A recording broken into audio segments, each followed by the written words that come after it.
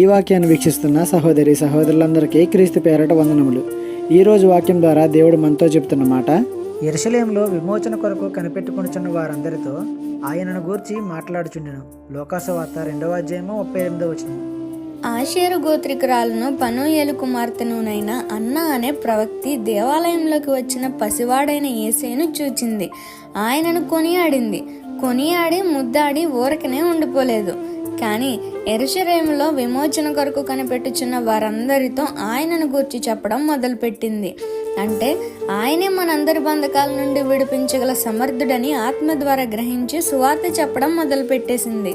ఈనాడు నిజంగానే యేసయ్య నిన్ను నన్ను అనేక విధములైన బంధకాలు, త్రాగుడు, వ్యభిచారం, జారత్వం, దొంగతనం, అబద్ధాలు, కోపాలు, అసూయ, డ్రగ్స్ తీసుకోవడం, ఇంకా ఇలాంటి అనేకమైన బంధకాల నుండి విడిపిస్తున్నాడు, విడిపిస్తూనే ఉంటాడు.